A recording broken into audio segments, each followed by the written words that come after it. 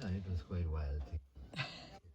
And you were saying that, in all of this time, like doing hundreds of yatras all across India, traveling from sea to sea, mountain to the bottom of India, you actually, maybe the only person you ever met who had attained moksha or was a real siddha was Ramnath Tagore.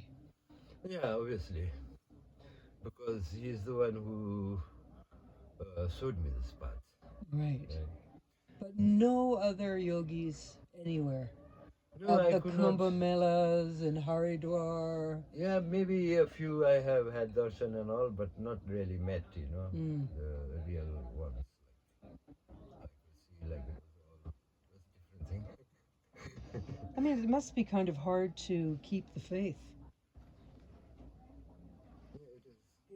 if, you're not really seeing the fruits Yeah, of such a obviously, hard, and doubting everything. yeah. And that's how I started investigating, started, digging, doing research, finding out things, what's the real thing, why it is like this and why it is not this way and things like that. Mm. And one thing that used to really poke my mind was always then I used to wonder what happened to Buddhism in India, even in Nepal. This was the birthplace of Buddhism. It should be, like at great heights, the culture, Buddhist culture, but it is not there in India.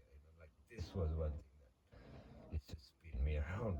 And then I started looking for facts, digging, trying to understand the history, because history is important, because timeline is important to have a good And conclusion. do you think the kind of decadence of Vajrayana allowed or facilitated for the Muslim and the Brahmanical religion to re emerge through Shankaracharya Yeah, because of what was happening at Kamakya yeah.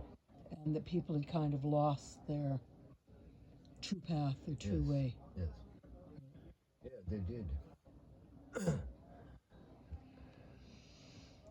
And so, right, so the Muslims had arrived in India after a 500-year rule of Ashok and Buddhism Mm. in India, approximately.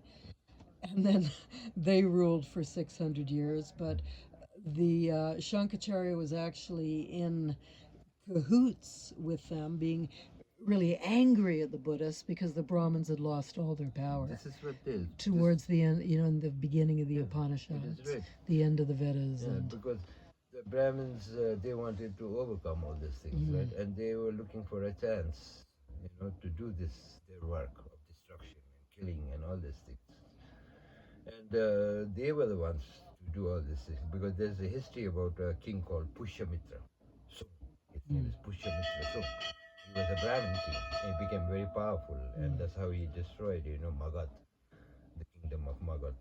Where was Yes, that? and Magadh is in India. That was very famous Buddhist, Magat. Magadh, near Patliputra.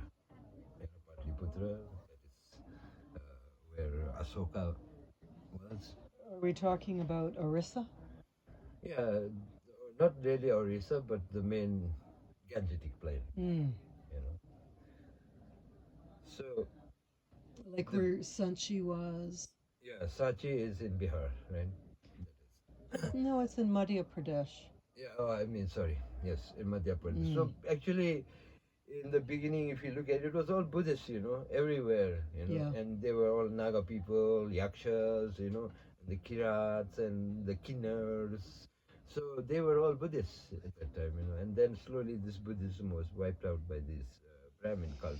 That, And, like Nalanda University was burnt, ransacked, burnt. yeah, Hundreds of and thousands of right, manuscripts. and It they burnt for and the what, world, 3 months? And the right, sky turned yes, black, yes, it so did, black it could be seen in China. yes, yes. Incredible stories like that. Yeah, it was a huge thing, because this, and the blame today, people blame the Muslims.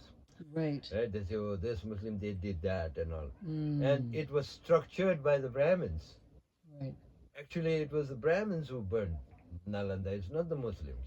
The Muslims were not interested in books. They were not Mm. interested in religion and things there. They The just wanted invaders. gold. They wanted gold, Right. silver, and Land. gems Right. and slaves, Right. like that. So they were like that. They were after the wealth and not books and all this. They were not there. Knowledge. Yeah, but Not interested. it was structured. These Brahmins, they structured it and designed it in such a way, right? They pushed these invaders to Mm. invade Nalanda, telling them false stories about great wealth in Nalanda and this and that. It's all hidden there by these monks and all. So these people said, oh yeah, maybe. So they had hiding a lot of wealth there. So let's have a look. So they invaded. They went straight because they were powerful at that time and they were all over India doing all these things, destruction and killing for Mm. wealth. But the Brahmins, they really set up this design and then made this guy, I think it was Khilji, right? And then made him attack Nalanda, kill the monks, put fire to the structures, destroy it, and then they didn't find anything, no wealth, and then they burned the books that were there. That's how it was actually done by the Brahmins. I blame them. It was Sankaracharya who started all this. And now, what's that? 2,000 years later, the Brahmins have just reopened Nalanda as a university. Yeah, that's right. And then also, I mean, I've read books where, those accomplished, Mahasiddhas and yogis, stole whatever manuscripts they could, Yes. and then, tried to get further into North India and safer places. Yes, they did this. And really, like, they had to hide this literature. Yes. They had to hide the knowledge. Yes. Otherwise, they'd be killed. Right. And, so there was systematic destruction Yeah. of Buddhist philosophy and practice. Yeah, a huge amount of books and all those were destroyed.